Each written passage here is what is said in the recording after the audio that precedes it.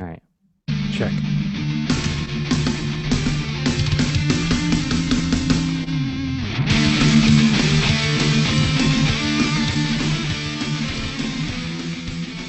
And once again, we find ourselves face to face with another Lean Into Artcast, the show where two visual storytellers get together and take a walk, take a stroll, perambulation, and otherwise try to mentally wrestle with some difficult topics. We start with a curveball, and then we fly 1,000 feet up to take on the main topic of the show, go back down on the ground with some practical tips, tools, and stupid helpy tips to put our abstract thoughts into practice, and then we go on home with a takeaway from our art week. My name is Jersey. Who's that other guy? Who's that other guy?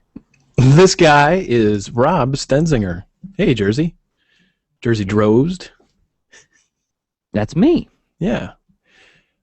I like that intro, man. Like that covers like the whole. That's the flow of the show. That covers a lot of what we try to tackle here with how we like to explore creative topics that lean into art.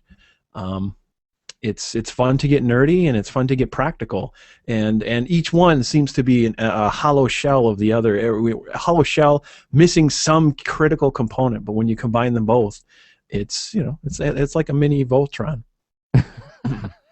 I thought you were going to turn into some kind of food analogy. Two-part. No, I'm skipping the Reese's analogy.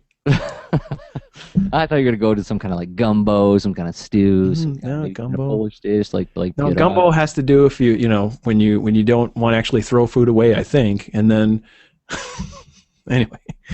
Oh, everybody in Louisiana, stop watching. They're very fine. These analogies have very very very specific applications.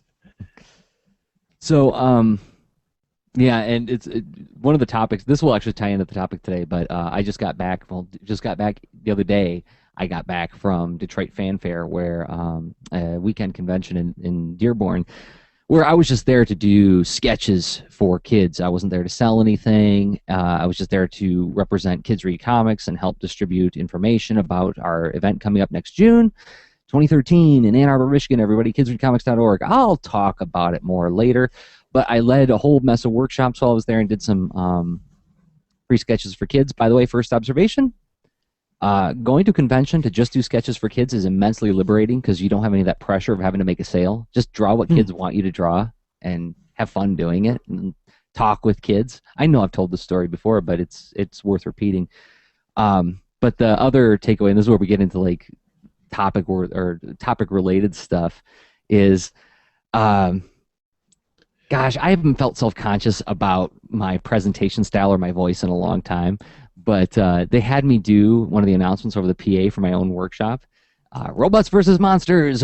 Come down to the whatever the area was where I was doing the workshops, to create an implacable horde of monsters fighting, or an implacable horde of robots versus a maniacal mass of monsters in 5 minutes at the such and such area.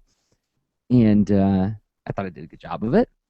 And then another announcer comes on, and probably a nice guy, but he had this like FM radio style delivery, like, up on the 4th floor, it's speed dating. That's right, it's geek speed dating where you can meet your own slave Leia. And somebody said to me later on in the day, like, geez, Jers, you're doing a great job with the announcements all day today, by the way. And I was like, that's not me. I don't think I sound like that. The misplaced compliment. That's funny. Because I was listening to him going, gosh, that guy's really hamming it up. Is that how I sound? Really? No. But anyway, so perhaps I need to reinvestigate my vocal stylings, go to a diction coach or something. Speech therapist. I don't know. There's jobs where you can do that all day. I remember back in the day when I worked customer service at a TJ Maxx, I got to rock the microphone asking for different help from different departments at different points throughout the day. And I found that rather fun. Anyway, there's always drive-through as well. Welcome to Burger King. Exactly. Can I take your order? Yep. Oh, I never thought I'd be that guy. Oh, that's a rude awakening. So, hey, you know what? Keeping this actually on task, as they like to say in some classrooms, We got curveball. We got curveball. We always start with a curveball where we throw each other a difficult question and watch the other guy go, I don't know, and try to wrestle with it. Mental warm-up exercise before we kick into the topic of the episode. So, Rob, I've got the curveball this week. I'm winding up. Are you ready for this? I'm ready. I know I sort of pre-warmed you up for this by doing a few soft curveballs at you before we started recording, but I'm going to twist it up a little bit. Artists are a very funny lot in that a lot of us look back on our old work and go, oh, that's rubbish, that's crap, that's garbage, I hate it, I can't stand to look at it. As soon as I finish a project, I just want to burn it, move on to the next project, which sounds healthy, right? Because it means you're always going on to the next thing. You're ever hunting for the better experience, the better execution. You're always striving for more. But you know what that says to me sometimes? It also suggests that they are embarrassed about what they did. Now, I don't think anybody should dwell too much on the past, but it does pain me sometimes when I see artists, talented artists, looking back on their work, which isn't that bad. Sometimes it's really great. Often, in the case of talented artists, it's really great stuff, but they just can't stand to look at it. And it's a story we like to tell for some reason. But it got me to thinking, is there ever a reason we should be embarrassed or ashamed of a project that we have done or are doing? I don't want anybody to think that actually, I can't help it if anybody thinks this. I mean, I can totally see somebody coming along and saying, like, oh, Jersey's that guy who says that everybody just, hug and share a secret.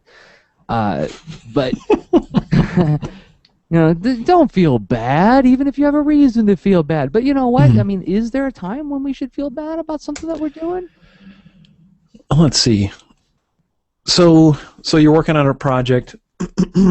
And so let's say you go out to dinner with some friends, and they're like, "Hey, what you been up to?" And you're like, "Well, yeah, I was working on this one thing, but yeah, I got this new client, and what you up to anyway?" Enough about me. Is it that right? Kind of thing where you're not feeling quite comfortable? You could put it that way too. Yes, you've just helped it encompass the entire question. Well, let's see. I mean, another motivation to not be, so inverting this, like, so when would you want to talk about a project? It's when you're proud of it, probably. When it represents something that's core to what you believe in, and you're executing at a skill level that feels like you are living up to some standard you set for yourself, right? Perhaps. Like, these might be attributes of like why you would feel the opposite. So I would think that if any of these ingredients were missing, I think there's a greater chance where you may want to not share. Well, let's see. I'm trying to think.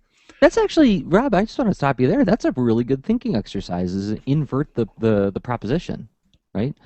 Should I feel ashamed of this? Well, what would it take to make you feel proud of it? When have you ever been proud of a project, and what were the things that made you proud of the project? What made it into a project that you wanted to tell everybody about? And you're under NDA, and you're just champing at the bit to tell everybody that you're doing this thing, right? Yeah, those are painful. It's fun. It's awesome to get those projects, but those NDAs, a necessary of the business. But been in that situation, still am in that situation. Can't talk about certain projects still. So, oh well. No, but even at the same time, it's like I think about a couple years back, I did some work on the Marvel Superhero Squad trading cards that went along with the video game.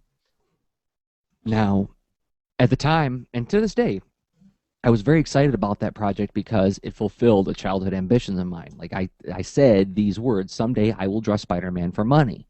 I got to do that, without actually having to draw a Spider-Man comic. But then at the same time, there was that little voice that was saying, yeah, but you're only doing the trading cards for a video game. You're not really working for Marvel. You don't really get that prestige.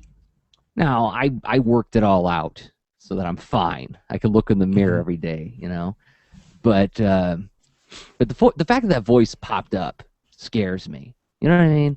It scared me that, who am I worried about in this predicament here, right? You think you grow out of that. Do you do you win?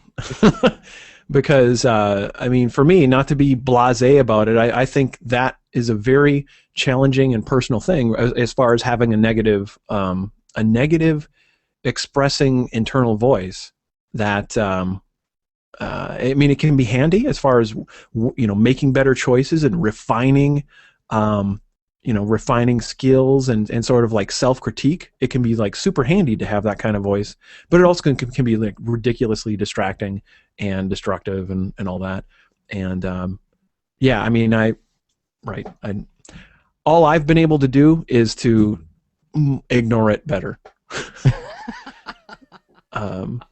That's about it. So what you're telling me, Rob, is that we never ever achieve that calm, completed Mr. Miyagi persona. I would say it's about that's like a snapshot in time. Oh. I've certainly felt that. I've felt that kind of peace, but if something always will shake me out of it, Yeah. and that's all right too. But it's not like a permanent state. If you felt that satisfied all the time, what would you then do? Right, you're talking like a Buddhist now, actually, right? That's exactly the answer a Buddhist would give you, is that nirvana isn't this permanent condition that you exist in, but it's a thing you can experience when you condition yourself, and you can condition yourself to experience it more often, or experience it more readily, or prepare yourself to be surprised by it. Is that a bad thing? Talking about nirvana? I don't know. No, I don't think it's bad at all. I think there I have the whole thing where I've got a bunch of Joseph Campbell stuff on my my iPod, on my iPhone, and throughout the day when I'm working on things, I'll have, if I put on my iPod on full random, it'll go straight from Kill Switch Engage to Joseph Campbell. Talking about the four functions of mythology or something. Exactly, and he'll be talking about nirvana and whatnot. So it's very interesting philosophical explorations, yeah, I find those useful. His lectures are great. His lectures are so good. Don't just limit yourself to the Bill Moyers interview, because it's not that great once you actually dig into the lectures. Yeah. So okay. So as far as the embarrassed, should you feel embarrassed? I have a tough time framing things in that fashion. That would mean like there's a universal, like I need to do a certain thing as far as the should. Do I? Yeah, a lot, and I just ignore it as best as I can, because pretty much every single thing I've ever done and then shared, I've been able to, also yell at myself about it. So then I just don't, and I say there's better stuff to do with my time that I can. That I can gain from this past experience and to get ready for the next ones. So, in that, yeah, go ahead. Sorry. I was just gonna say I feel satisfied by that answer. However, yeah. I don't think that any of the listeners or leaners or video watchers should necessarily feel satisfied by that answer. So if you have an answer that you want to contribute to this discussion, dear leaner, you can send us an MP3 or just fire off an email to leanintoart@gmail.com, and we'll take it, we'll crunch on it, and we might put it on the air like we did last episode. We'd love to hear your guys' feedback, or if you've got your own curveball that you want to throw at us, some kind of difficult to answer question, some kind of question without an easy answer, pitch it at us. Just use the subject line curveball at leanintoart@gmail.com. Send an MP3 or an email.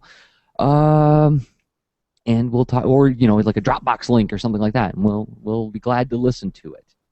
So, are you ready to talk topic, Rob? I'm so ready to talk topic. Well, then I guess especially because I get to hear some of this. That's right, everybody. It's topic. Oh God, no. I want to go to your workshop now. You're announcing your workshop, right? USOB. Yes, we got main topic now. So let me give you a little backstory on this topic, where this one came from. So, like I said at the top of this episode, I was at Detroit Fan Fair recently, and I talked to a bunch of artists while I was there. It was when I wasn't doing sketches for kids or leading workshops, I tried to get up from behind the table, and go, say hi to some of the local cartoonists that I know. And, for whatever reason, it seemed to be a common topic amongst these people I was talking with about this whole notion. Well, and actually, I know why we were talking about this. We were at a convention, and so one of the hot topics was getting yourself out there, being engaging behind the table, being, being a memorable personality, or the whole networking thing, which we talked about a lot on the show. But there was a spin that sort of happened, or not a spin, but an angle into this particular topic that happened while I was at Detroit Fan Fair, and it happened more than once, which was surprising to me. And maybe me being the common denominator, maybe it was me driving things in this direction, but it seemed like I was talking with a lot of people about this whole idea of being an entertaining person as well as an entertaining cartoonist or visual storyteller. And I could invoke the name of Ryan Estrada once again. That's just like talking about Karate Kid and Ryan Estrada. Those are the two things you got to do in every Lean Tired episode. But I mentioned, I thought of things that he said in the past, which has led me to this drum that I've been beating lately. That we go into the visual arts often because that's the way we can best express ourselves. And we get, I'll admit to it myself that it was very compelling, this idea of locking myself up in a studio and not interacting with the world except through my art.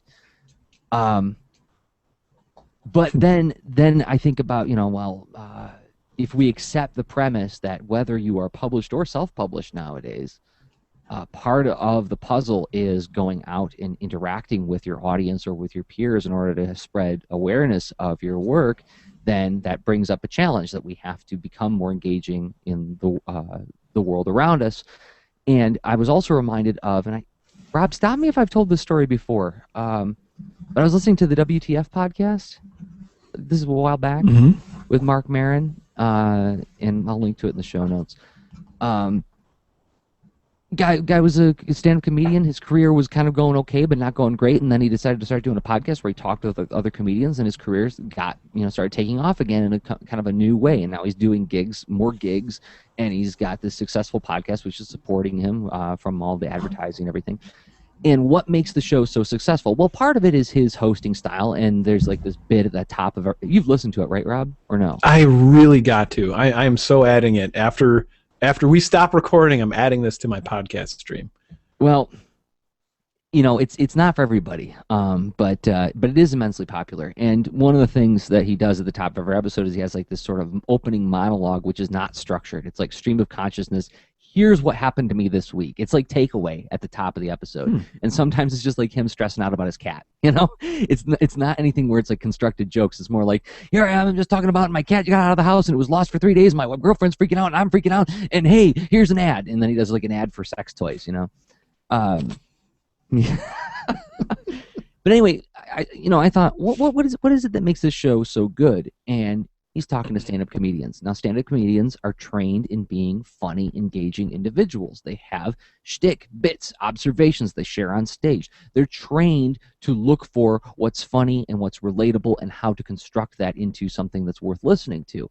And so even when these guys are just talking about their lives, they're really engaging and funny, and it makes for terrific listening, even if it isn't pure stand-up comedy, even if it's just them talking about their lives or talking about the history of comedy. It's always really good, which led me to this kind of exclamation that happened one day when I was listening to it, where I said, why aren't we cartoonists like this? Why is it so hard for us to get out from behind the desk and be engaging and funny and interesting? We could do it on paper just fine.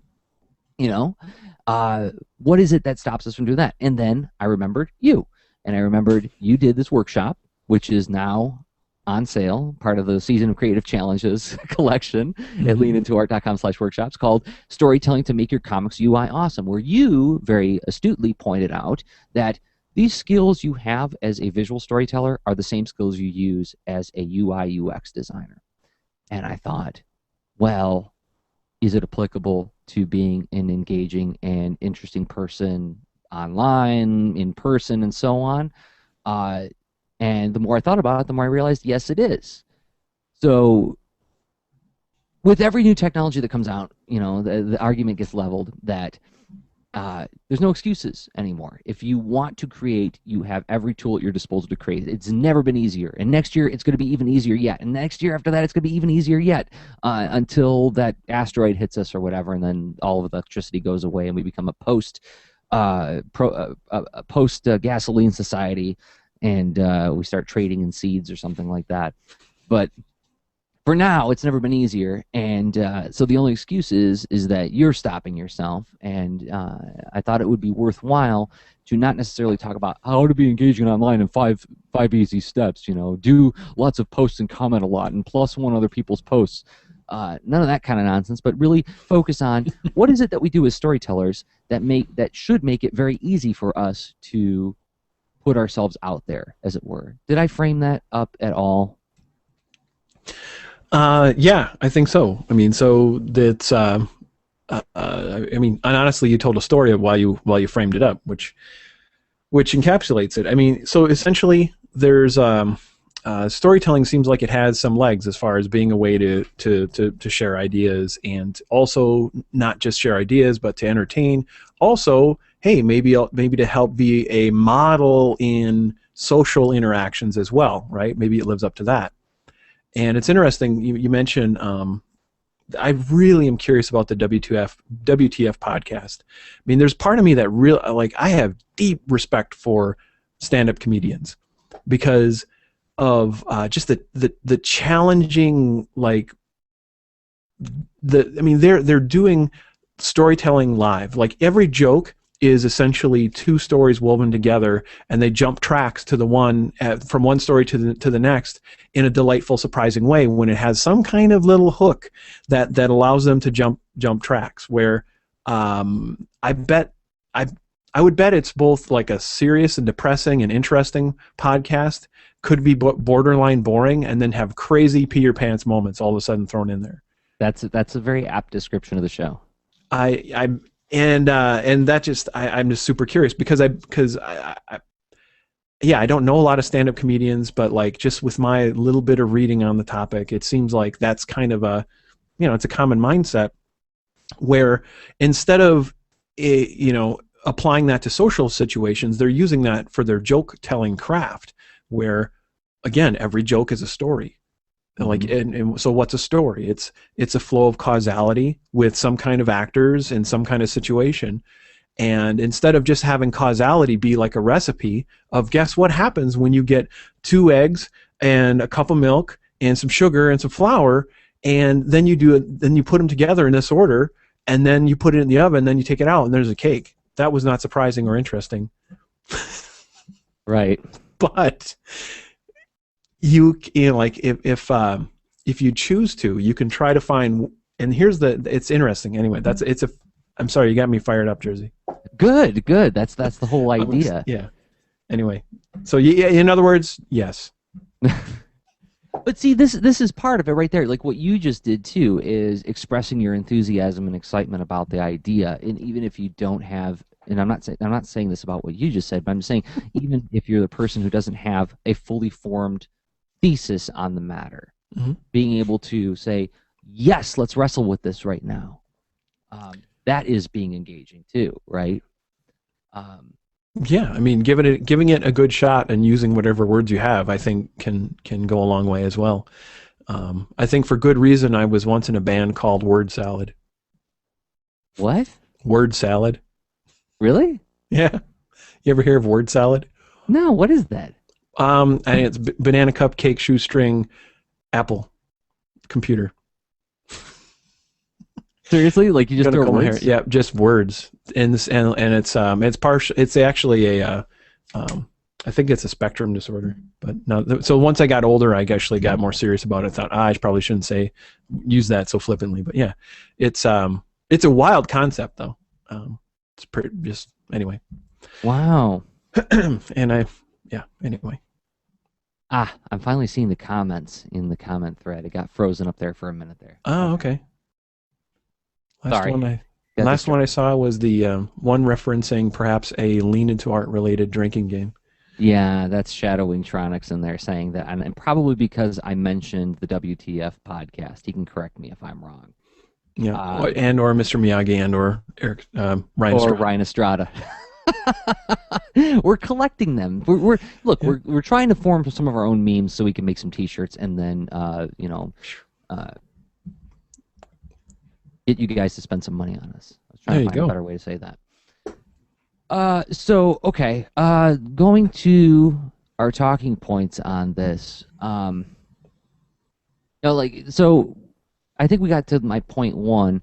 I want to get to a caveat on this. I want to acknowledge something that there's going to be a but in the audience on this, whether live or after the fact. And I say, you know what, Jers, not everybody wants to engage with the outside world. Some people are introverts after all, and you know what? I get that. I totally get that. The world don't move to the beat of just one drum, right? Yeah.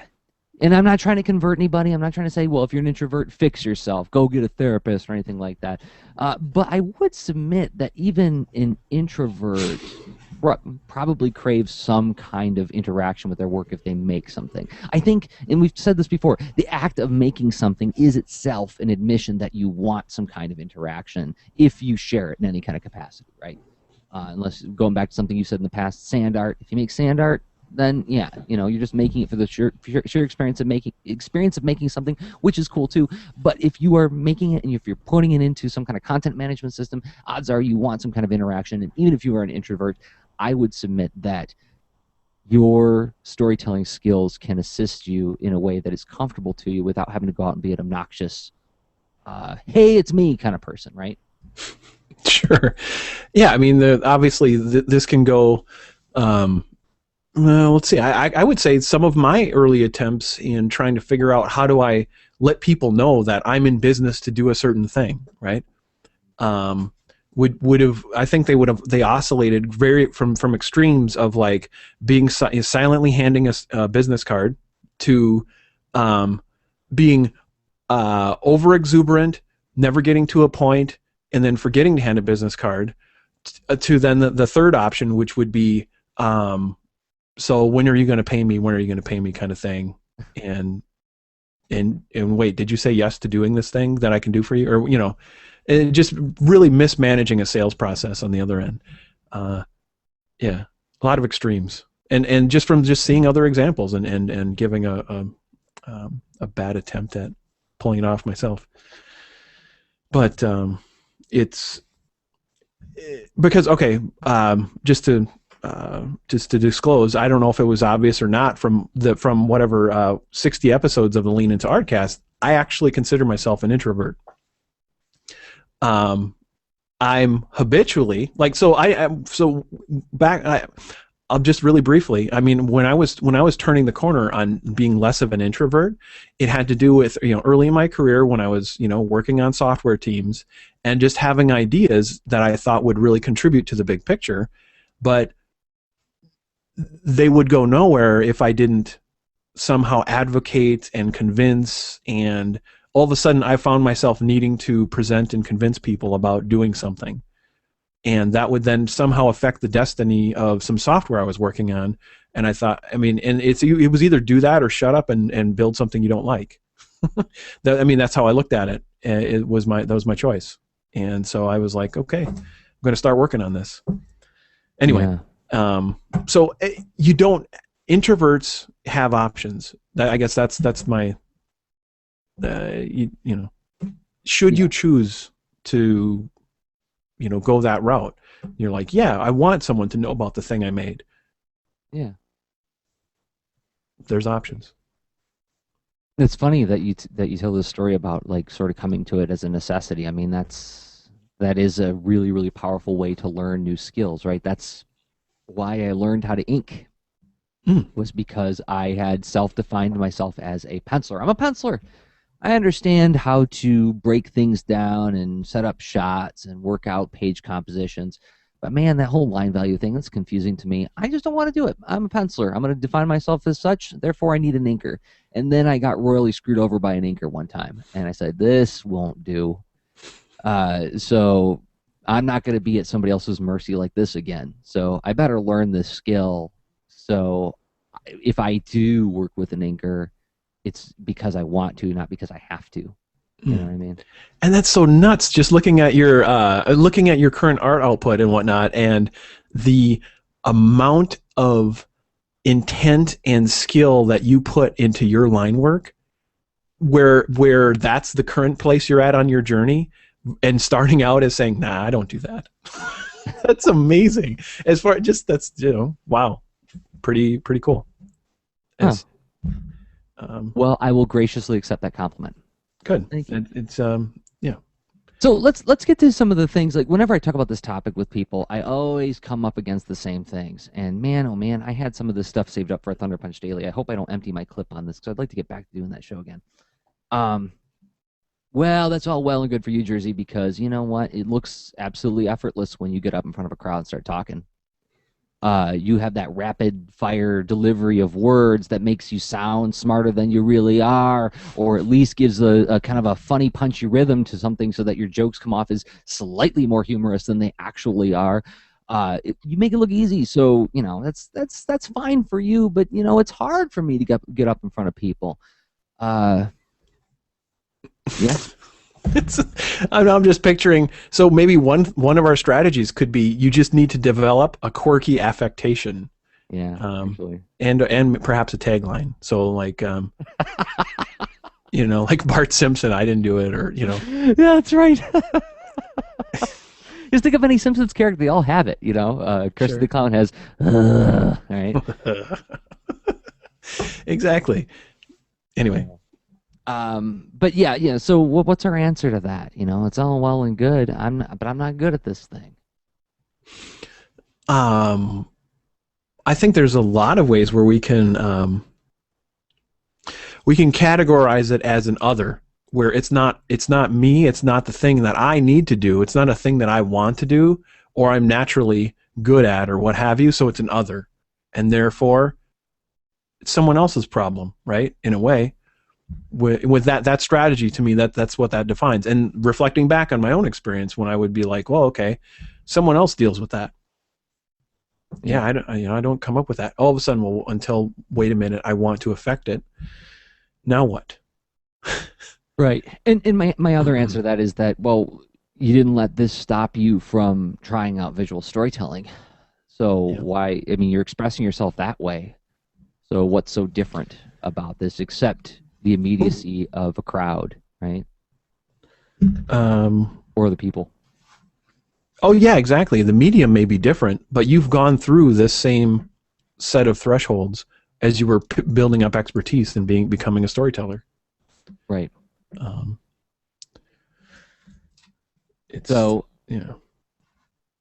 I got a few more on my list here of things that I've heard from people before. Well, what if I get booed? What if people don't like what I have to say? What if I fall flat on my face in front of a crowd of people? Well, likely some of those things will happen, but then what if they do happen? What if I go outside today and I get robbed? What if I turn the doorknob and I get some germs in my hand? What if I'm driving the car and I get a flat? What if I get fired? What if I get some groceries and I get them home and the ice cream melted? One way to look at this is to think about think of it as a scenario of, okay, what I've got kind of a geeky software way to handle this, like kind of a software design approach, where the outcome you want is to be able to maybe you're thinking about doing some microphone work, announcing the workshops at a local conference, or maybe you're thinking about putting on one of those workshops or what have you. But you're like, oh boy, I've never done that thing, and that thing sounds so daunting that it makes the rest of the benefit unappetizing. And you've got all these different risks that you're throwing out there. Well, why not? Okay, great. Make a laundry list of those risks. How likely are any of them to happen? And or what have you done already, where I would bet many things on that laundry list you've probably already managed, and it's not actually much of a risk anymore. Like if, for instance, what if I don't have anything to say? well, you know how to tell a story. You can come up with something to say, probably.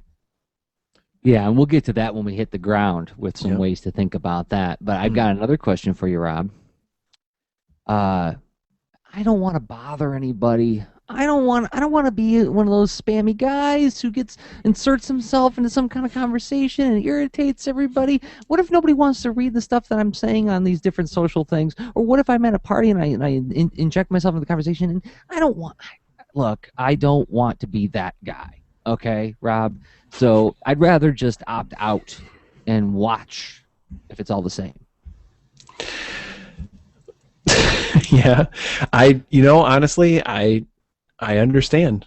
It's way it feels so much safer to stand on the side and to see the things happen, and it even can feel like, well, heck, I mean, I'll think back to the Up Fair back in November of 2010, and so here I am meeting, well, you for the first time, and and a bunch of other people that I'd been listening to the Art and Story podcast, and it's funny. I actually got to tell I don't know, I told this story already on the Lean Into Art cast, where I was actually nervous to meet Krishna at Webcomics Weekend, right? Yeah. Yeah. Oh well. I mean, I'm embarrassed to even say that, but so what? It's true, right? So but it doesn't have to stop there, right? I mean, so what? So maybe you have the first attempt. That's that's the anti-lesson, that you come up with better strategies for next time, right? You probably figure out like, oh, okay, could you say, hey, I'm really interested in what you do, and I was wondering about this thing that I was thinking about trying to help out with, or I was wondering if you could answer a question I have, or something like that. Yeah. Um, But Sorry, I'm going Rob, into the practical things. better to remain silent and be thought a fool than to speak out and remove all doubt. And when you make that mistake, it's over. It's over. You don't ever get another chance at that, and you will be thought a fool forever and ever and ever. Better to make a fool of yourself and see how the people around you connect with you or run away, and then you know who's worth following up with. Spoken with the hacker's ethos. Get in there, do whatever job you can of it, and then iterate upon that. Right? Yep. Yeah, I mean, so if someone's pointing and laughing, probably don't want to follow up with them.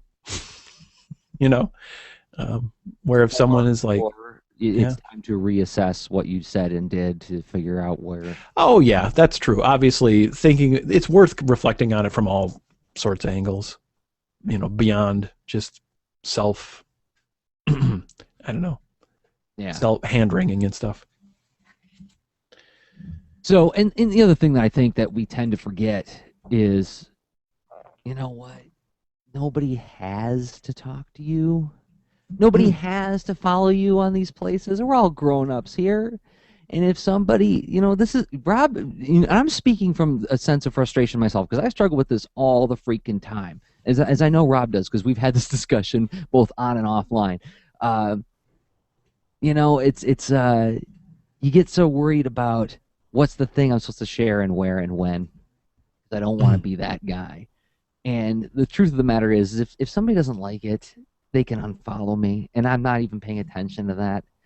I posted a picture on my Instagram recently about like how irritated I get sometimes with these whole notions of things like clout, because I'll admit it, I downloaded the Cloud app for my iPhone, and I just installed it, looked at it once or twice, and then forgot it was even there, and then I forgot I left notifications on because I didn't set anything on it. I just sort of logged in and let it go, and then forgot about it. And all of a sudden I get this notification like, hey, your clout score dropped. You better do something about this, bro. And I was like, oh my gosh, really? I got to think about this kind of thing? Really? That's what you're going to make me do? You're going to make me constantly measure myself compared to everybody else, and who am I influencing, who's influencing me? I get the use of it in certain situations, but for the most part, it's a reminder that says, hey, don't have too much fun with this stuff. Don't express yourself in a natural way. Carefully evaluate, construct. Oh, did we lose Rob? We lost Rob. See, I got so mad I kicked him out, everybody. He'll call back in a second. But yeah, I'll continue with this little tirade while we wait for Rob to come back. Is that nobody is being forced to pay attention to you, and yeah, you're gonna constantly reassess and reevaluate the way you engage in order to see what kind of reactions you get if you're after people following along and enjoying what you do. But if you mess up or if you come off as spammy one day, then if the people don't like it, they can unfollow you and nobody gets hurt, right? It happens in a very private way. It said that Rob joined the Hangout again, but I'm not seeing him. This could be an opportunity for you guys to fire off questions in the chat and I could respond to them. And I can pull up my phone to see if I can text old Rob or not. So, but yeah, I had some other counterpoints that get thrown back at me. And this is one that I'm guilty of myself, actually, is I want people to know me for my work, not myself. And, oh, there he is. There's Rob. Hey. I was carrying the torch while you were away. Thank you for doing that. Yeah, my Hangout crashed. Sorry about that. No big. When you got to go, you got to go. So I finished my rant. So I was going into I want people to know me for my work, not myself. To which my response would be fair enough, but then you'd better do some awesome work. There are people out there who have successfully leveraged themselves just on their work alone, but in those cases they tend to do really, really awesome stuff. So. Okay. So let's see. Did you hit the I am a rock? No, I didn't hit that one. Island. I put that in the notes, but I was being kind of facetious. You can hit it if you want to. All right. Let's see. I mean, it's a little bit how you framed up the situation sort of dodges this one. I just it exemplifies to me having some kind of really strong fear about drawing attention to your work, yet you're doing some kind of attempt to share it, yet not investing in it enough to make it successful. Which reminds me of some past points we've made on the Lean Into Artcast that providing your skills and making trade with it involves a more complex ecosystem than just your skill alone in a vacuum. Yeah. Because your skill alone in a vacuum, chances are, isn't exactly related to how someone else runs their business and how they're helping their customers. So chances are there's some kind of extra stuff to do related to, well, making them aware of what you do and however they want what you made packaged and set up to work with what they're building or doing, whether that's websites or t-shirts or whatever. It probably involves something beyond what you would strictly say, yeah, that's my job. I always, illustrate things or I tell stories. Yeah, it's funny. I run into more and more people nowadays who, part of this is 21st century economics, but also I wonder if this isn't something more sinister in psychology nowadays, that people are having a harder time defining what it is that they do. I'm a mechanic. Can't say that unless you have some kind of mechanic certification.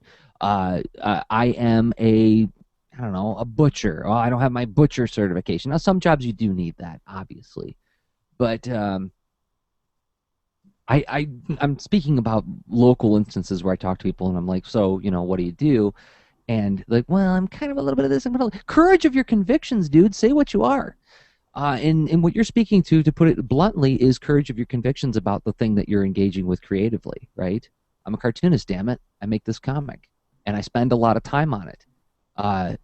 You're going to spend 8 to 20 to 30 hours a week on something and say, no, please, let's not talk about it because it's not very good after all. Wow. Yeah, and it's acknowledging, too, that having that courage to realize that there's more to it as well, right? So, I agree. It's courage of your convictions. It's not just willing to dedicate yourself to hone your craft and release and to ship something, but it's in that shipping of it to bring it to the audience that you're trying to delight, surprise, horrify, whatever, educate with the thing you made. The bringing it to them is another. It's another step where that's one way to look at that. You're not an island. None of us are, and we have to do extra stuff to get our stuff to one another. For instance, lean into art workshops. We're doing this podcast, right? I mean, there's Everybody, more to it. don't listen to this show anymore because it's not very good, and we only spend hours a week working on it, and work on making workshops so that you might want to look at it. It'd be nice if you looked at them, but you don't have to look at them. Yeah, that. You just said what I was thinking, Jersey. What if you do multiple projects that you like, is what Shadow Wingtronics is asking in the chat. Well, then you put slashes on it. I mean, my title that I've given myself, that I gave myself, nobody gave it to me, was Cartoonist and Teaching Artist. I am Jersey Joe's Cartoonist and Teaching Artist. That is an awesome title, too, by the way, which I was going with titles that had some flexibility to them as well. But before that, I saw your Cartoonist and Teaching Artist, and it gave me the urge to find what is that real core essence thing, and I ended up coming up with Interactive Storyteller, and it was huge as far as helping me in various conversations, connecting with potential clients and all that kind of stuff.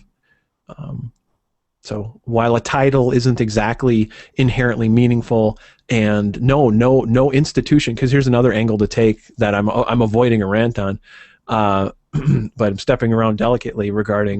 Rob, we could turn this into a two-parter. I am prepared because we got a lot of notes on this one. Institutions are, you can choose to put a lot of weight and have that be an exclusive deliverer of solutions and dictator of what you feel are achievable and worthy goals.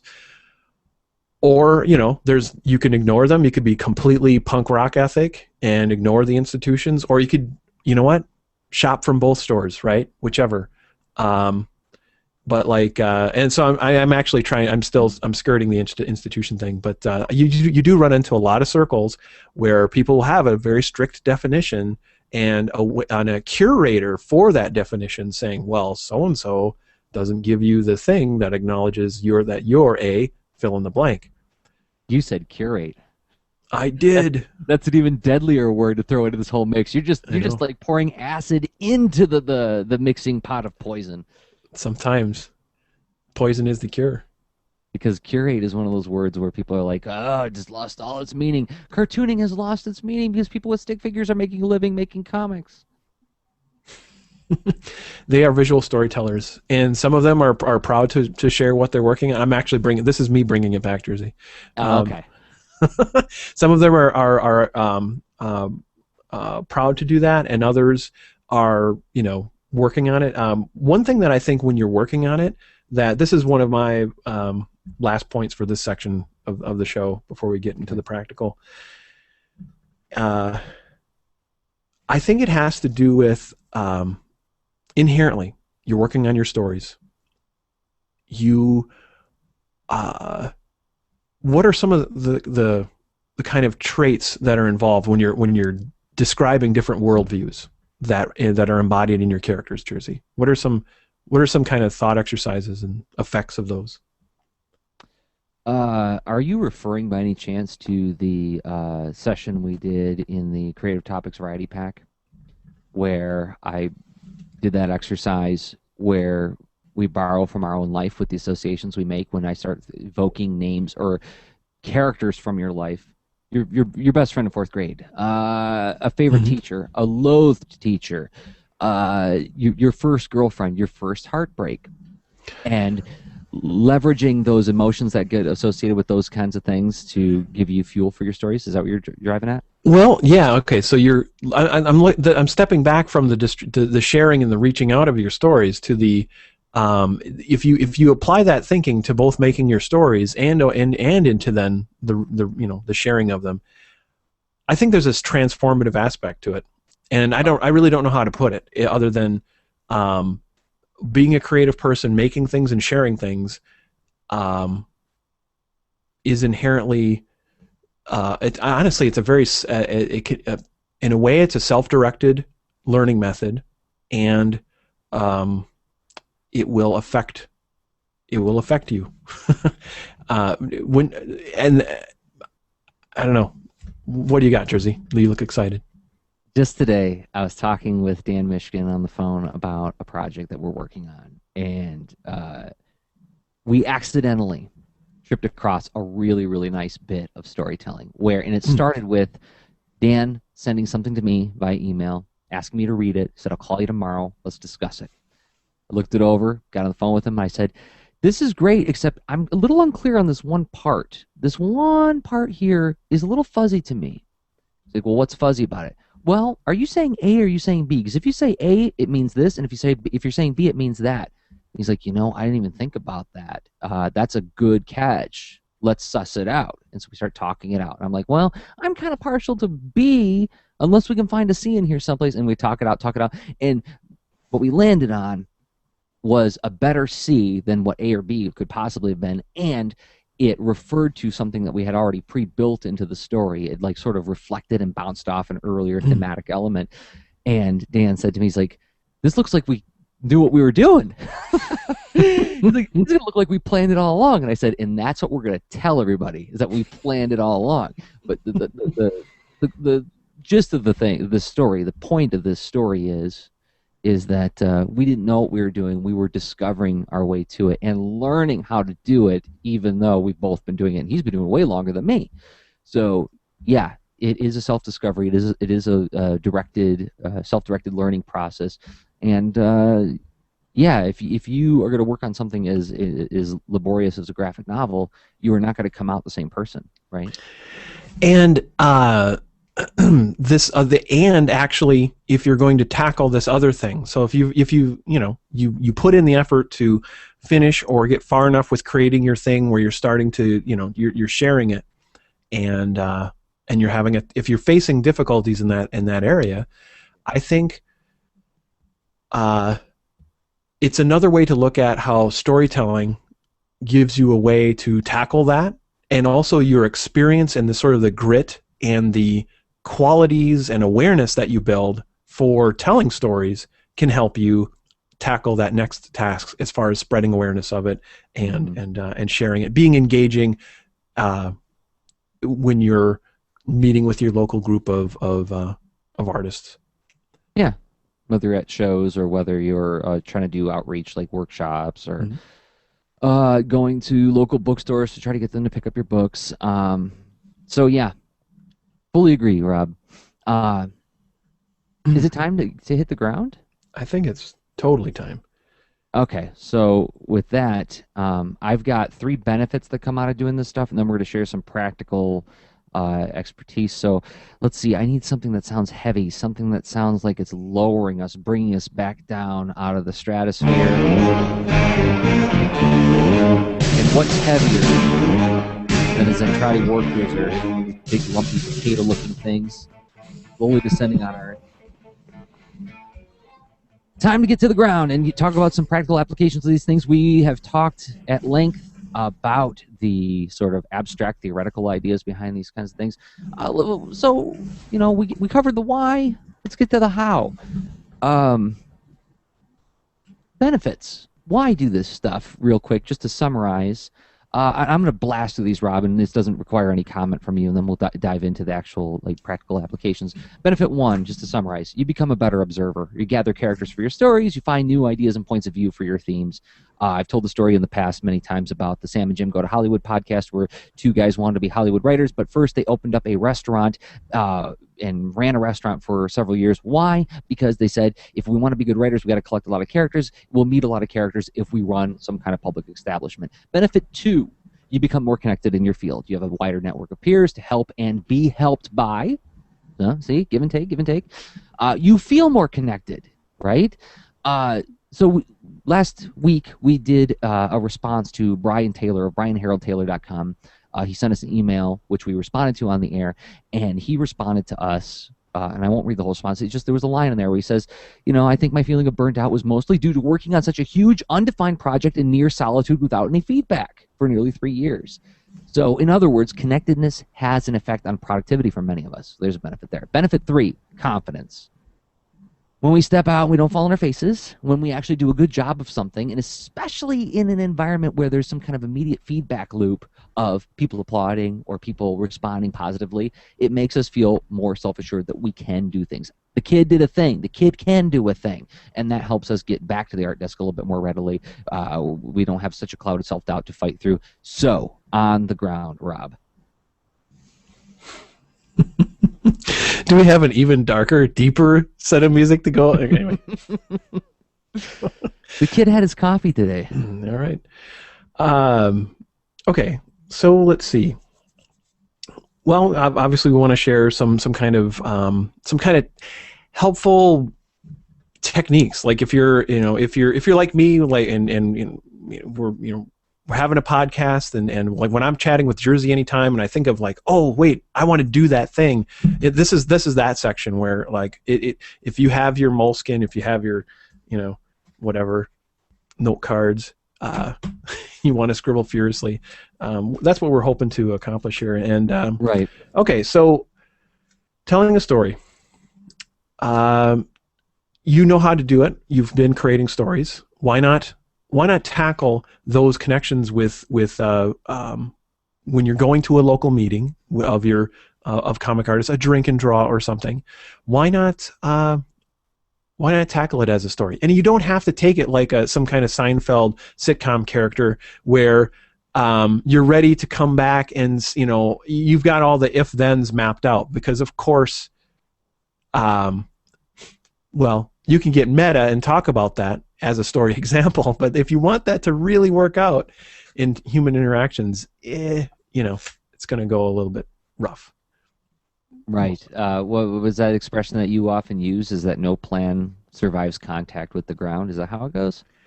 The Art of War one is, I think, no plan survives contact with the enemy or whatnot. But yeah,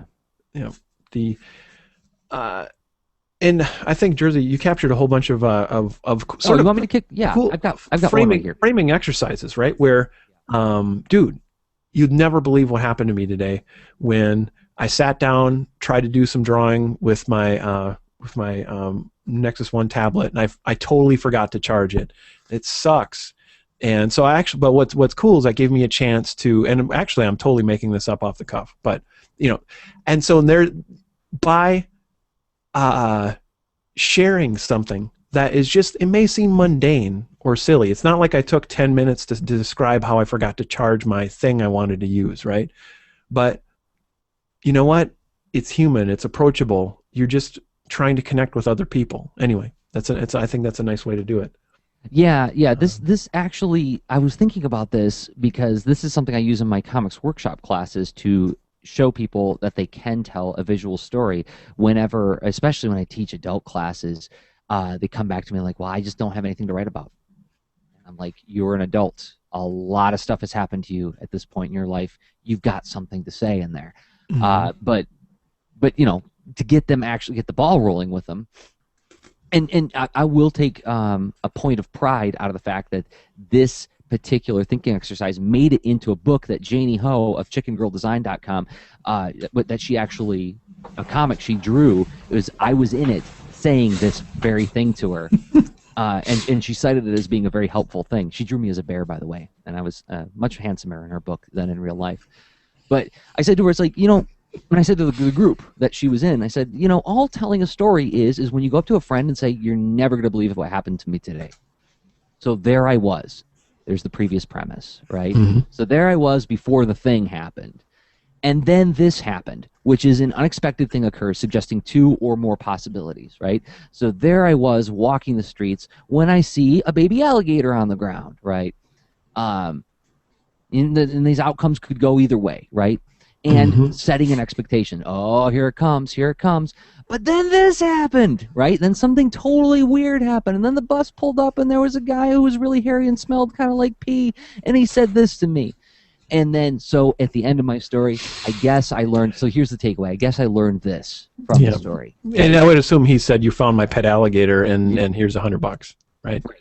Yeah, see, and then gives me $100, which deflates or deflects my expectations about the guy who gets off the bus who's really hairy and smells like feet. So, So yeah, that's telling a story in like a very very nuts and bolts, basic, simplified, possibly even simplistic way of telling a story. But it gives you the general idea of when you got something that says you're never going to believe it happened to me. That is a different thing than going up to somebody and saying, well, anybody who's ever seen the Kids in the Hall skit, Rob, did you ever watch Kids in the Hall? A little bit. I can do the squishy thing. Okay, yeah, crushing your head. Ryan Estrada just got here. He says, I just got here. The third comment down is simply Estrada. Yeah. Welcome. Hey, Ryan. We were summoning you. It's like Beetlejuice. We just say Estrada. That's awesome. But anyway, Kids in the Hall. Kids in the Hall. So there's a character played by Bruce McCullough called Gavin, where he's this weird little kid who comes over to people's houses and just says completely non sequitur things like, I eat books for money, these dogs smoke, So that's not a good way of telling a story, and we've all met that guy at a Comic-Con or in any other kind of mixed company. I've got a different angle on this advice. So what you're describing is sort of having a I love a self-survey approach in general. So it's almost like having a framework for tackling a story. This is a very verbal one, right? So could this be done visually? Like, what if you thought of, you're going to write an email to someone who you want to connect with locally, or you're going to a local convention, and what if you wanted to say this? What if you wanted to sum it up in like 3 panels? How many panels does it take, Jersey? Is what I'm saying. You're going to make it into That's a good way of putting it. That's a great way of putting it, Rob, is, when we think about these things, we think visually, right?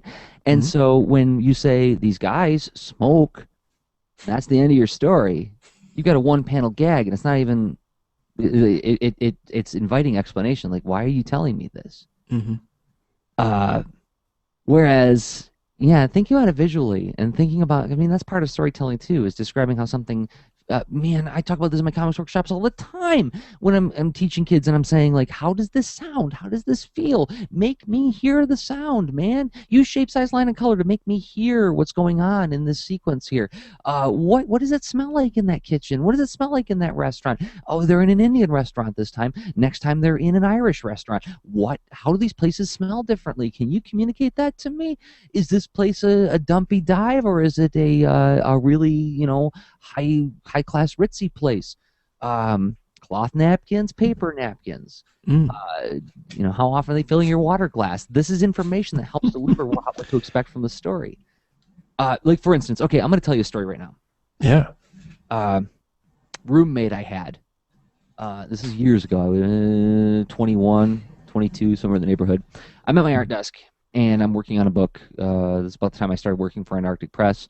And I was working, late nights at my day job, like working until 2 a.m. So I would stay up all night working on comics, work till about 8 o'clock in the morning. And living with a bunch of other 21-year-old guys, no problem. So the guys would stay up and they would all joke around while I'm sitting at the art desk. The art desk was in the kitchen of this place. And there was a standing lamp next to my desk, and one of my roommates comes over, and he's sitting on the arm of the couch, monkeying with the lamp, and he takes the light bulb out and is digging around inside of the lamp with a pencil. A mechanical pencil. And I said, hey, is that plugged in? He's like, no, it's not plugged in. Pop! And he falls down. He starts shaking and falls down. And then he got mad at me. He got mad at me because I yelled at him for scaring me. I was like, I thought you were dead, you idiot. And I probably said other words beyond that. But then he got mad at me like, hey, don't yell at me, dude. I'm like, you're the one who's like digging around in a plugged in lamp with a... Now, that's funny in and of itself, but now I'm going to tell it again. So there I was working at my desk in my apartment with a bunch of 21-year-old guys, and I had this one roommate who thought he was just the most macho dude in the entire world.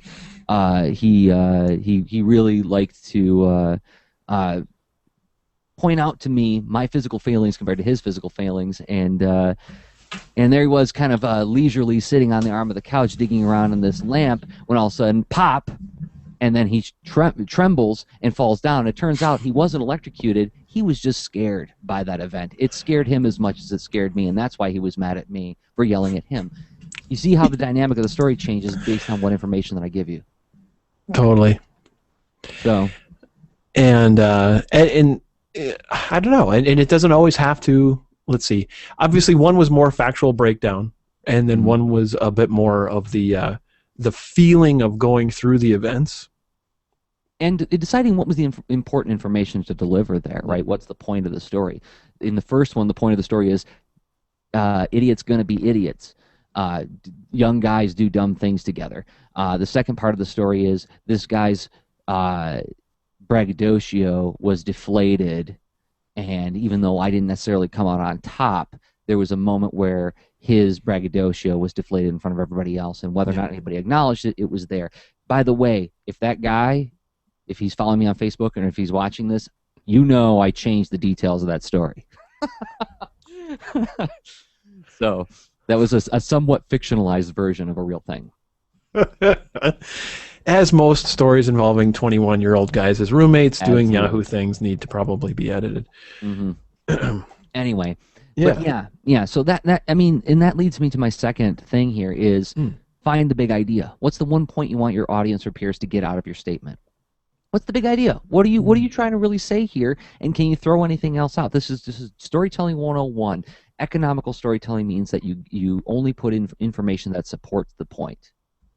And maybe I say that as shouldn't, as a guy who tends to be very verbose and take a long time to build a point. But I think that's something to keep your eye on. Absolutely. It's a noble aspiration at the very least, where and it's interesting, calling back to that, well, what if you're doing this visually? I guess in this case, what would you put in the largest panel? What gets the emphasis? Yep. Yeah, it'd be the one where he electrocutes himself. Pop. And then it would be 3 panels of him shaking and slowly falling to the floor, ending with one big borderless panel of me yelling at him and him yelling back at me. See, for me, it would be him and in the silent moment after the pop, and he'd be quivering his lip, like just quivering there for a moment. And, you know, when the giant becomes like the little scared, you know, and then there's a reaction after that probably involves a head bonk or something. Yeah, exactly. So, but yeah. Anyway, fun. It's the priority and figuring out the emphasis. I mean, which another thing that I think would be a fair element. Not that I'm endorsing the idea of a lean into art drinking game, but if we call back to the design series, because this is another situation where you're finding how the elements connect to one another. So you've got a story, and it's all this stuff that's jumbled up, and you're organizing it as you're sharing it.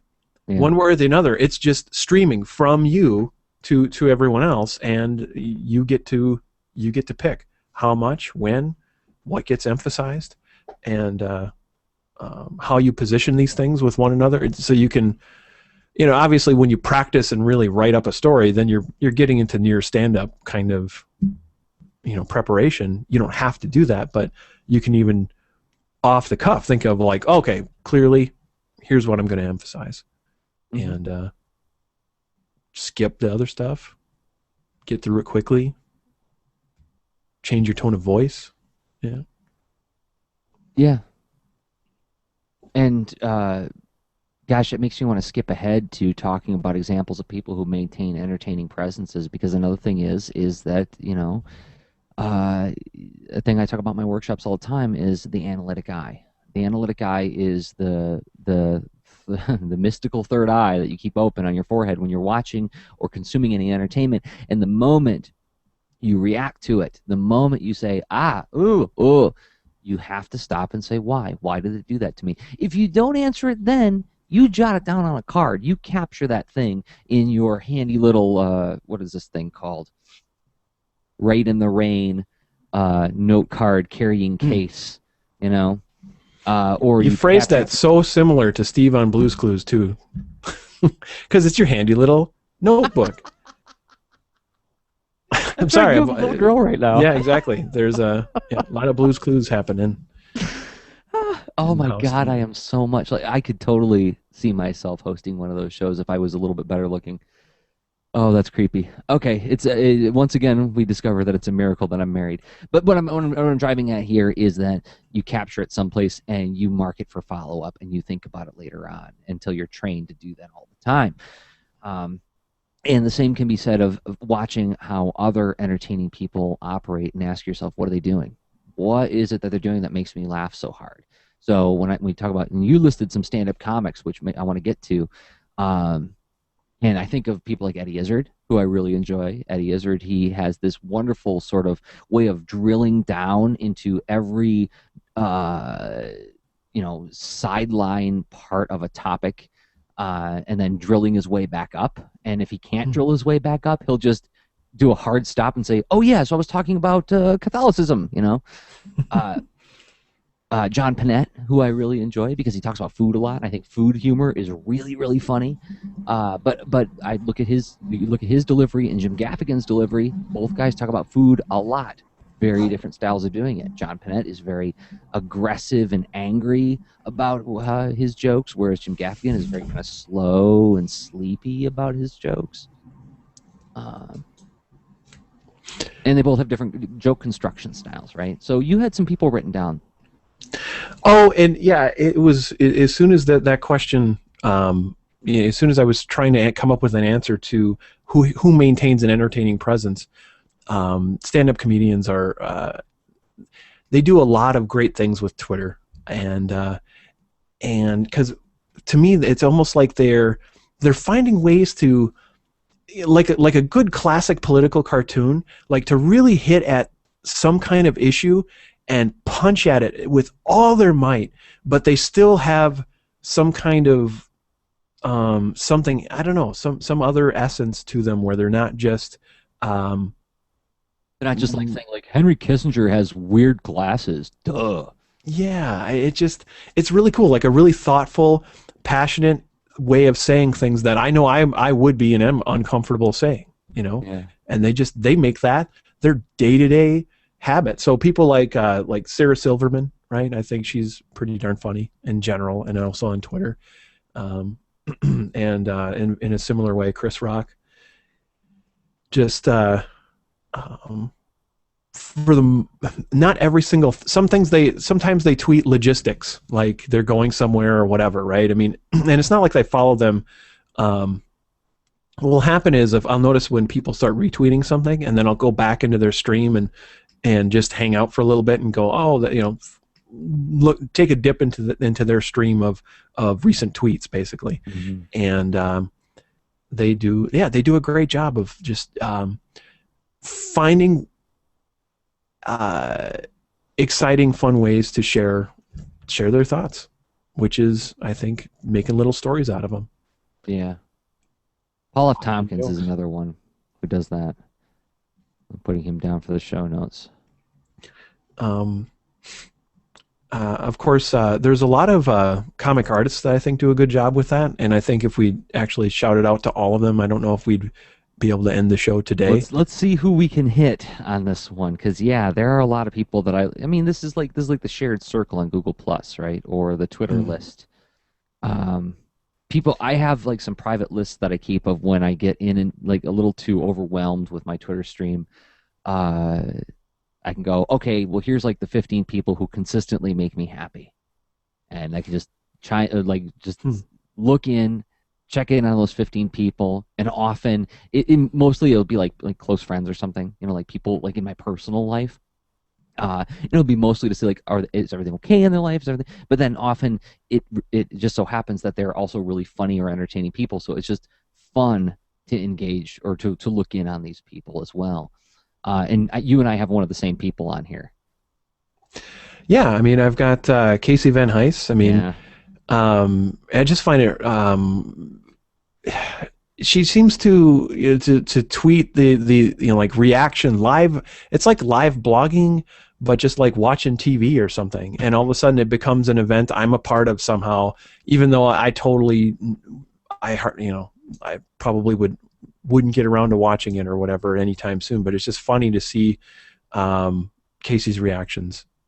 No, Casey is awesome at Twitter. She is so good at it. And I've said this many times on Twitter and off, is that she's really, really good at getting me out of hiding. She ferrets me out whether she's trying to or not by talking about something that I feel really itchy about as well. And, she gets me to criticize. You know, something I don't normally feel comfortable instigating, but she can get me started doing it. You know? Yeah, yep. That's a huge thing. I'm so glad you pointed that out too, because she does an awesome job of doing some passionate critique, basically, and yeah, I really admire that. I think that's awesome, and that's something I want to practice at some point. And she doesn't let it get personal for her at any rate, because there was a couple times where I saw her embroiled in some discussions that I was even a part of as well, where an assumption that she had at the outset is proven wrong, and she's like, "Oh, well, okay then," you know, and none of this whole, "Well, I don't like to be proven wrong in public, so Allow me to invent a reason to, yeah, no, not me," you know, that kind of thing. yeah. No, that's super engaging. I mean, I would call that just another way of storytelling where it's she's got her. It's almost like a journalism style of storytelling with probably some humorous intent and also probably some analysis at the same time. It's not like there's a lot of thoughtfulness and humor there. So that's a cool And way. it's not just simply like, okay, here's one. I'm gonna be timely, Rob. So Disney just bought Lucasfilm. Did you hear about this? I know. I did not hear about that. Are you Are you kidding ready me? for your heart to be broken? Because they're promising an episode 7 of the Star Wars series in 2015. Wait. This is not on the job, supposedly. So wait. So Disney bought Lucasfilm? Yes. Whew.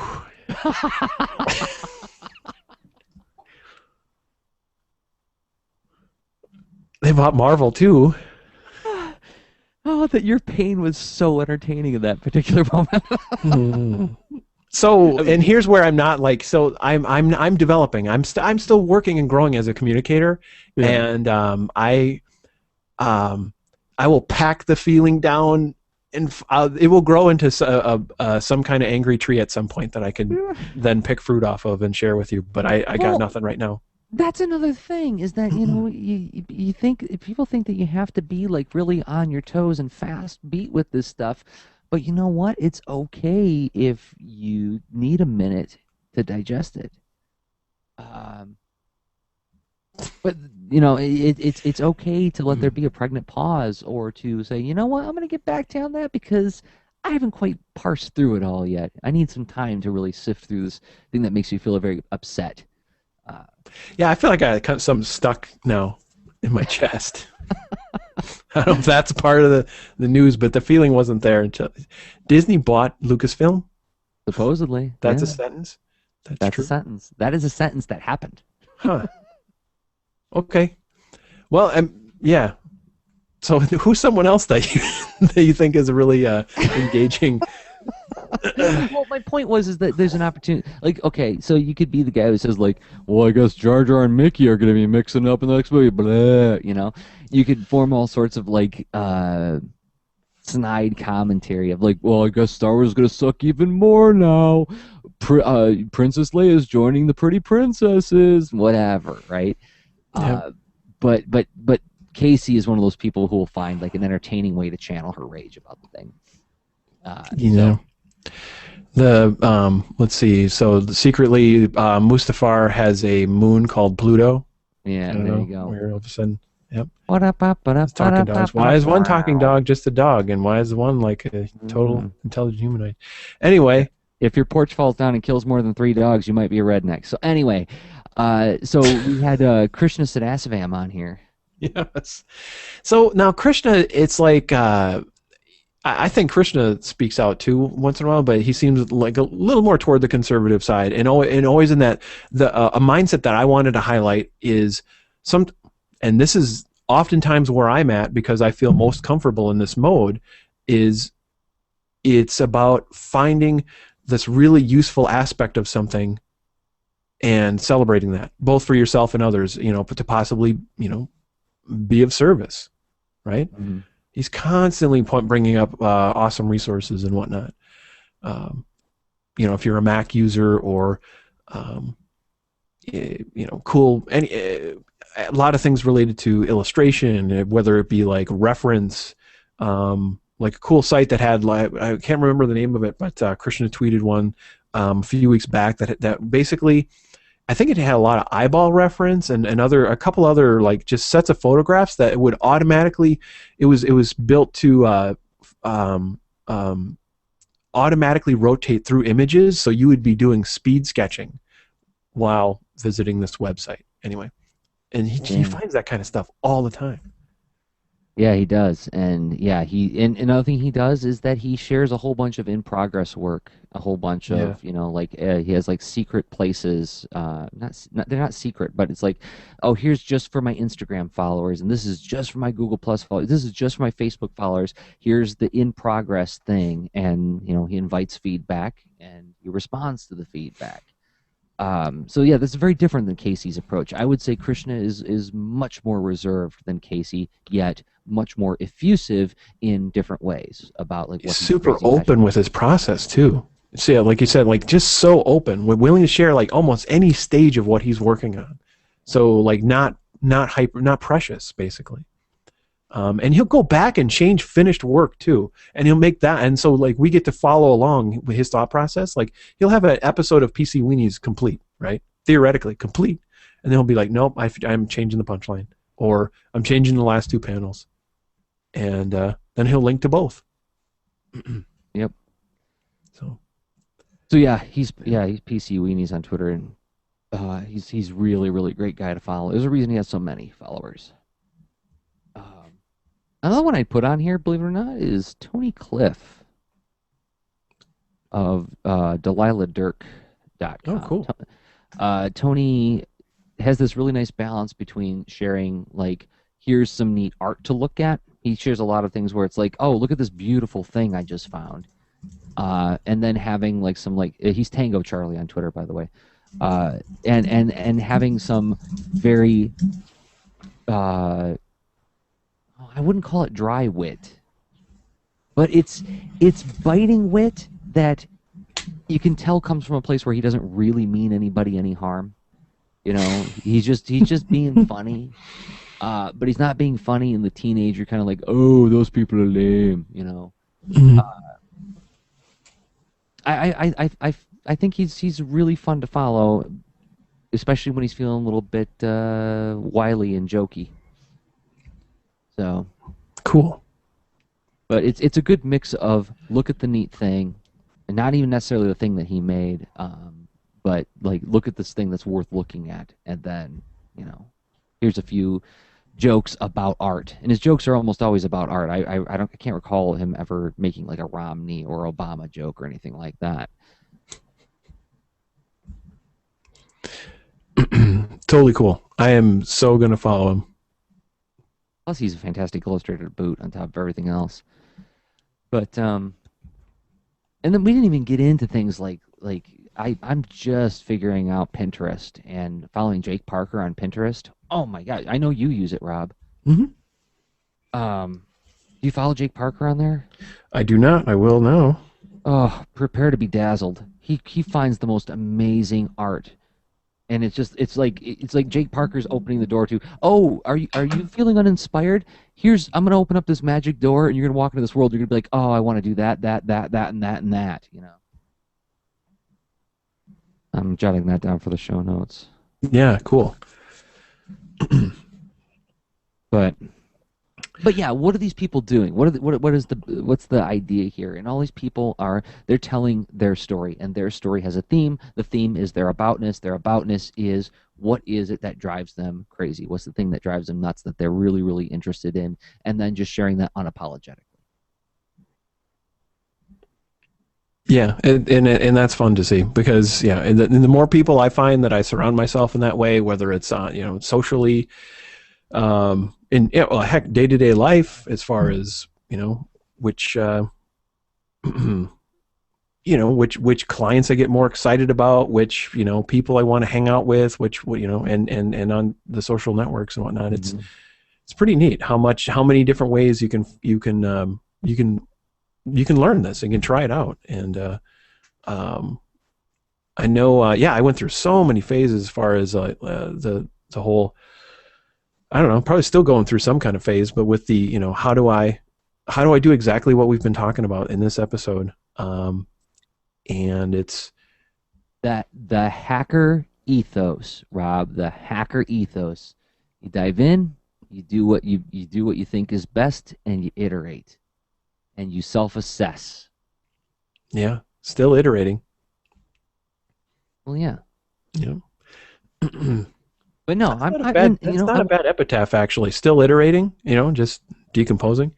I don't know. All right. Yeah, and I'll take the sissy epitaph and say, he tried. Remember me as a friar. Remember me as a guy who put his back into it. See, when you phrase it like that, see, okay.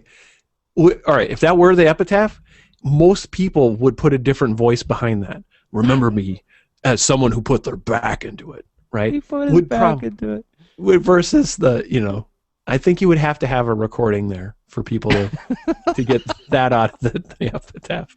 Like the Bender statue on that Egyptian planet. Remember me, but with my wiener voice coming out, going, "He gave it his best shot." Oh, yeah, no. Yep. Or my obnoxious radio voice, which I won't do again. So I think speaking of epitaphs, I think that we got around that one, right? Mm-hmm. Yeah. What I need to do for this next episode is put together a Twitter list of people, like the Lean Into Art list of people who are dynamic individuals that are worth following upon completing this episode, right? Okay. That sounds awesome. I would bet, I may have some, I will have some for that list, but also I bet I will have some that I would be able to get from that as well. Yeah, so before this episode goes live, Rob and I will compile a list of these people. And if you don't use Twitter, but if you use one of the other networks, I'll put together a Google Plus list based on this and a Pinterest list based on this as well. So that'll be a resource in the links at leanintoart.com. Interesting. So let's quickly get out of here with some takeaways. What do you say? I'm all for it.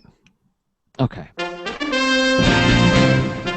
Maybe this is a little bit too buoyant for takeaways. I mean, shouldn't takeaways be like reflective, introspective, pensive?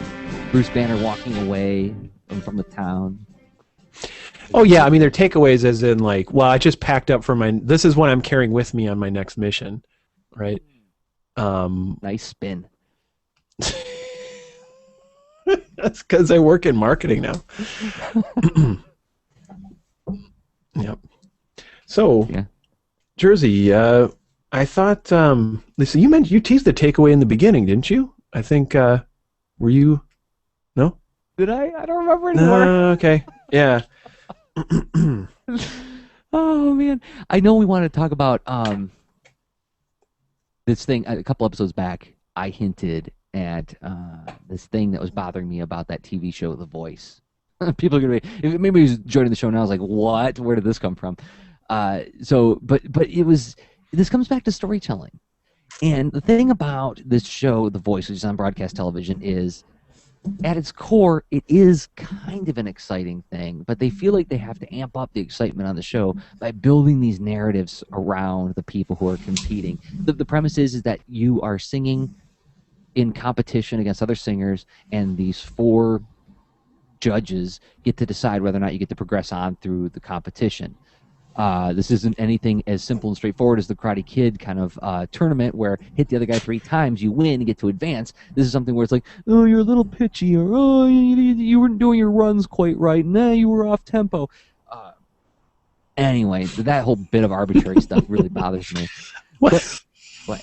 I'm sorry. Some of that didn't sound like arbitrary. It's just, do you think it was they weren't maybe being strict about their critique? Maybe kind of thing? Yeah. Yeah. Okay. Because, I mean, well, see, here's where I always get into problems with this whole art critique thing is that, like, what if their sense of being off-tempo is part of the style that actually makes it work for a wider audience? And who is this group of 4 people to judge that and keep it from the world, quote unquote, you know? Because that's where we get into this whole, logical or bad premises. And I want to jump to that rather than we'll forego the whole art critiquing thing for another time. Okay. But one of the things they do with all these contestants is every contestant has a terrible, painful past where something bad happened to them once. Like, oh, somebody took the trash out on Tuesday and it wasn't picked up till Wednesday, and I'm so upset about it. That's why I sing. And some of the people have like real problems in their past. But like, there was like some cases where this one guy, and this is where I got mad, is this one guy works in what are those places where you do emissions checks? You bring in the car in, then you rev the wheels, and they test the emissions. Probably like a local DMV garage kind of thing. There you go. That kind of thing. And this guy is talking about how this is his job, and this was his dad's job, and if he doesn't win on The Voice, he's going to have to go back to doing that, and his kids are going to have to go back to doing that, and it's going to be generations of people working at the DMV dying from carbon monoxide. And I'm like, dude, I know we're in a depressed economy right now, but you don't have to do that job. There's other opportunities there for you, and don't make it look like you are in indentured serfdom in the United States of America.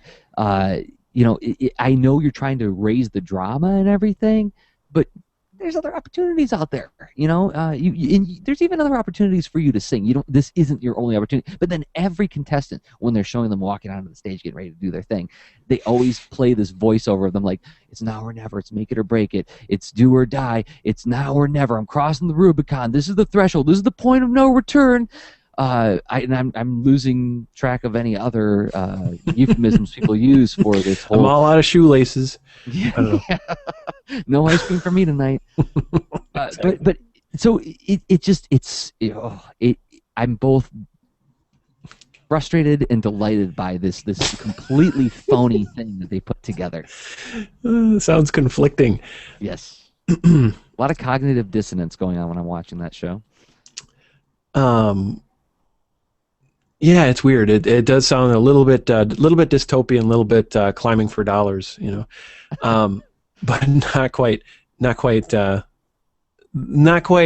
physical torment as the stakes or the risk.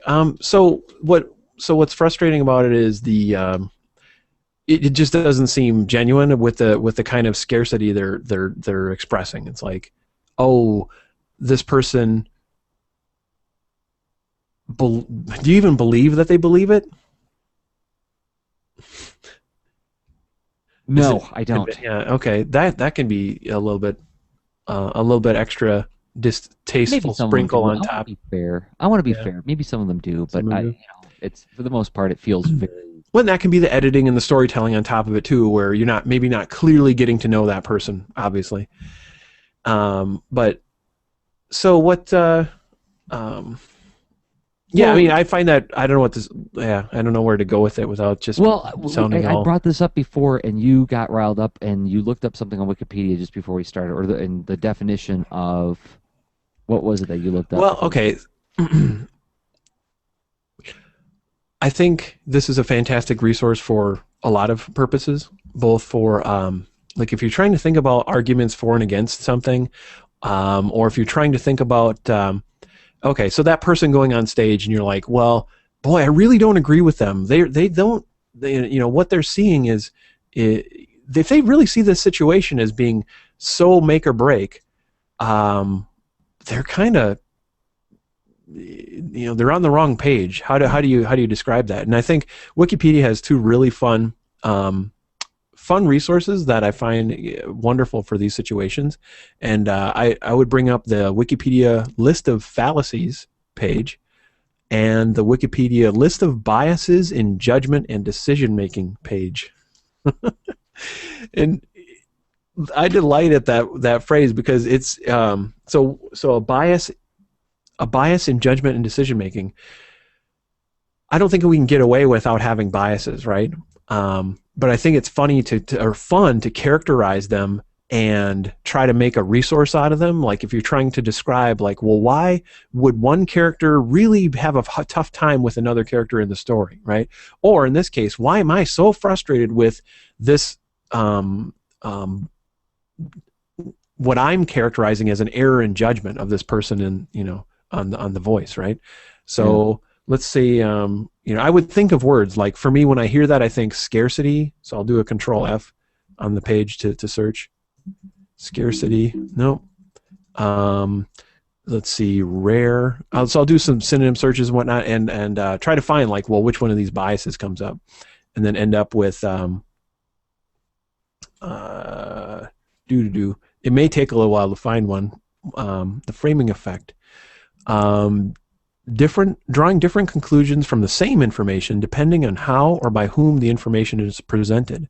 So perhaps this person has been a little bit like when you watch a training video when you start working at a fine institution like Burger King or whatnot, and they may make claims or present the information as if it were more truthful and emphatic and universally applicable than it really is, right?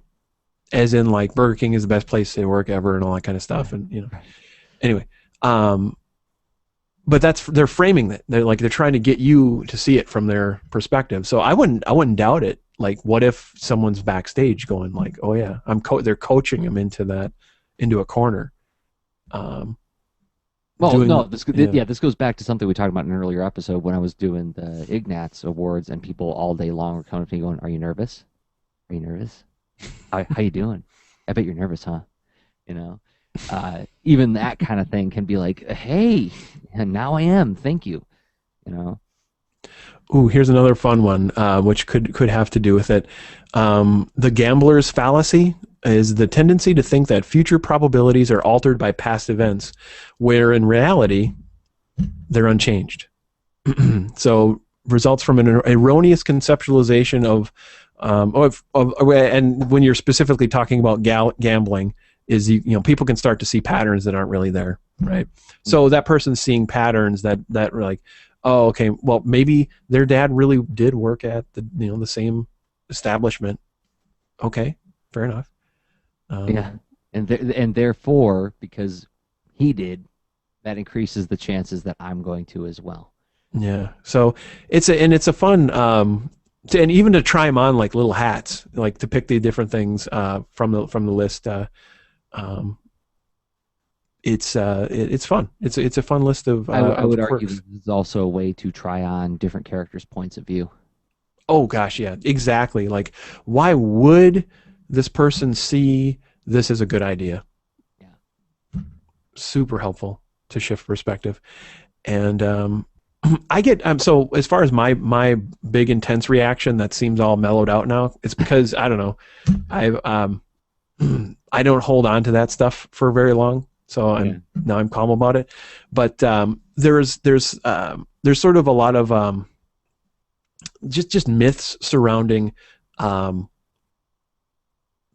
myths surrounding creativity, and especially when you get into that situation where you have a I don't know, a large entity working with an independent person, that it's like, this is a big chance and what have you. Maybe that independent person can show their talents to a different entity and strike a better deal, right? right. But of course, yeah. Anyway, it's there's a lot of a lot of myths surrounding a lot of creative paths. And I recorded a Polytechnicast that I haven't published on this, but going back to this whole idea about not sharing. Anyway, roadblocks to sharing.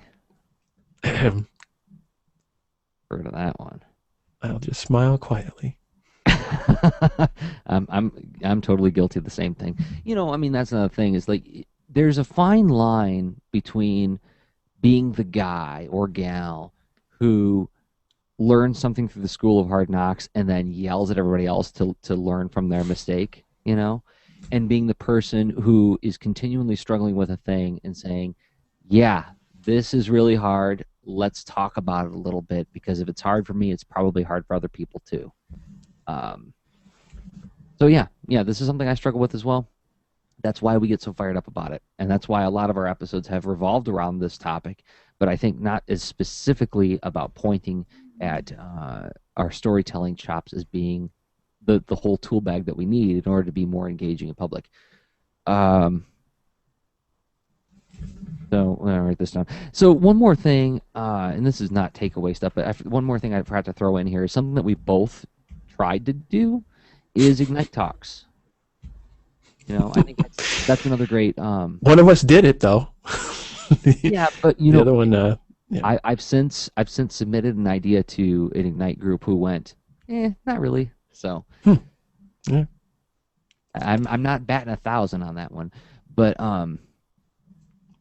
yeah, Ignite talks are a great way to box yourself into a situation where you got to find the point of your story, and now. You've only got 5 minutes, 25 slides. Slides change every 15 seconds. You don't get the luxury of being able to.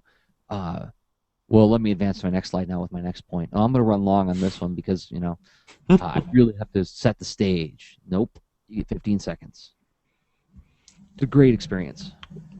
Yeah, I mean that's like essentially a creative challenge. A creative challenge that just addresses a really specific need. If you're like, well, okay, I need to get comfortable doing that sort of thing, and yeah, and what's cool is like it's actually a very staged challenge because it's not like you wake up one day and go, I'll do an Ignite talk, and then boom, you're on stage.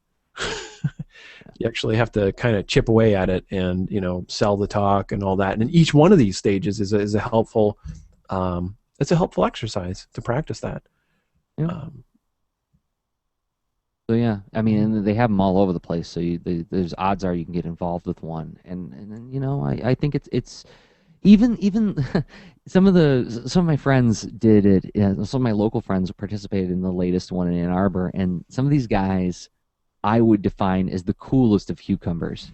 These guys they are unflappable, and I walked up to some of them before their talk at the latest Ignite, and I could see them sweating it out. They're really freaking out about it.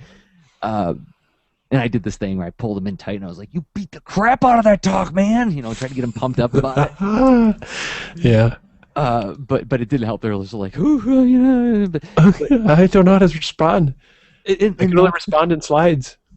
well, that's the cool thing about the talk is that it is really really scary and it is a huge challenge to try to make a point that's entertaining and interesting in such a short amount of time. And it's another one of those things where if you take on that creative challenge, you walk away not unchanged. So that's another thing I think people should get involved in, or in public readings of your work, and so on. But okay, we got to get out of here because we're already over an hour and a half, and I don't trust Google Plus to behave properly after an hour and a half after the last couple times. Yeah. So.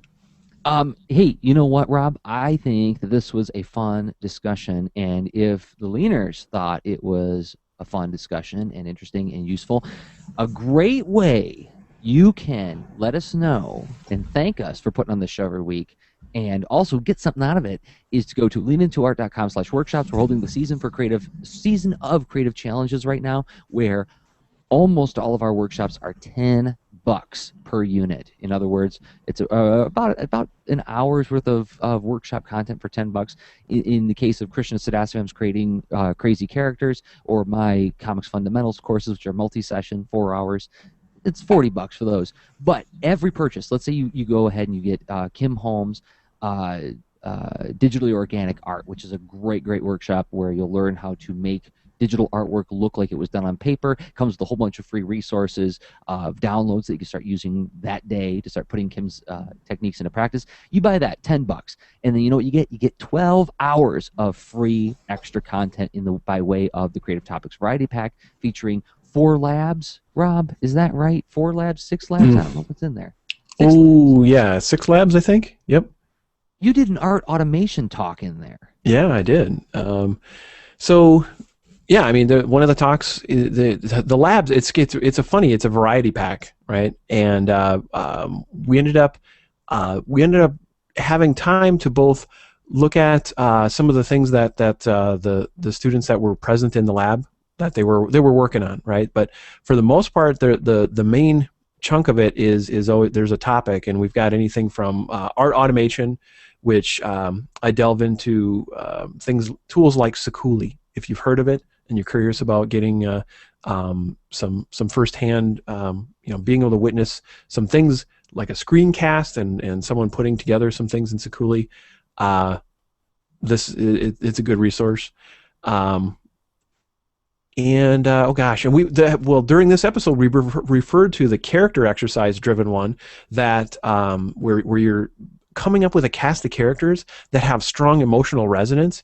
And Jersey had a really awesome exercise that we walk through that, and I think create a really fun story. And you get to experience not only this exercise, which I think is a great takeaway, but also see what would be a very fun story take shape during the course of the workshop. Yep. And that's at leanintoart.com/workshops. You can get it for yourself, or you can gift it to a friend. This would make a great holiday gift for somebody that you're getting some art supplies for, a young person in your life. You're saying, hey, here's a Wacom bamboo tablet. You can get started on your art career, and here's 13 hours worth of video content that only you can have with forum access to the site, so you can do follow-up sessions with the Lean Into Art instructors, follow up with us, and we can respond to you. And yeah. And I got one more to mention, because we are just a day away, 2 days away from a really an event that is part of the inspiration of the season of creative challenges, 30 characters in 30 days, right? Which is hosted by Tyler James at 30characters.com. Now, he actually put on a workshop that is all about helping people through that experience and generate those character ideas. We have multiple workshops that tackle this topic as well, but Tyler has a standalone one that's only $10 during this sale called Creating Compelling Characters. Yep. And just a great time to mention that one, because 30 characters in 30 days is about to begin. Yeah, that's right. That's right. It starts November 1st. And Tyler's workshops are always great. He packs a ton of value in there. Yeah, he does. He really does. So that'd be a great assistance for you in taking on the creative challenges this winter, like NaNoWriMo, 30 characters in 30 days, and so on. That's at leanintoart.com/workshops. But let's say you don't want to spend any money right now, but you still want to say, hey, Jersey Rob, great job. You can go to iTunes and give us a star review. It's anonymous. It's fast. Just choose how many stars that you think the show deserves. And thank you to the folks who have been giving us star reviews. That helps raise our visibility on iTunes, the #1 place people look for podcasts, and it helps more people like you find this show. Or you can give the show a thumbs up on YouTube. For those of you guys who are watching the show on YouTube, give the show this particular episode a thumbs up. That helps raise our visibility as well. And thank you very much to the folks who have been doing this. And yes, thank you very much. With that, I think we can go now, Rob. So I think so, Jersey. We made a noble attempt at keeping this one to an hour, but our topic runneth over. Yeah, it really does. We get into it. So, yep. Hey, we will be back Tuesday, 9 p.m. Eastern Time. Well, 9:15-ish p.m. Eastern Time. We send out a notification on Twitter and Google Plus just before we start with the YouTube link, and you can participate on YouTube. You can follow along on Twitter with a hashtag, and you can also follow along on the Google Plus feed. All the information is on the website, leanintoart.com. But just remember, Tuesday nights at 9 p.m. Eastern Standard Time if you want to play along. And we might have a guest again next week. We'll see. But that's all the tease that I will make this time. All right. So, Rob, thank you again. Thank you, Jersey. It's been fun. I love the new structure to our episodes. Love the old ones. Kind of miss it sometimes, but this rocks. Well, cool. Well, maybe we can do a looser format for a future episode with one of those emergent topics, which we haven't done in forever. No, nice. Save it. Save it up. Yeah. Sounds okay. Good. Well, until next time, everybody, I have been Jersey Drozd of ComicsAreGreat.com and Jersey on Twitter. And I've been Rob Stenzinger of Interactive-Storyteller.com and Rob Stenzinger on Twitter. And this is where I say... Oh, goodness, I forgot the custom overlay. Where is the custom overlay? This is where we would fix it in post if we could. Here it comes. And then I say, as I always do at the end of every episode, okay, bye. Show notes for this episode can be found at leanintoart.com. You can also follow us on Twitter at the user leanintoart. And you can reach us via email at leanintoart@gmail.com. And remember, leaners aren't wieners. Thanks for listening.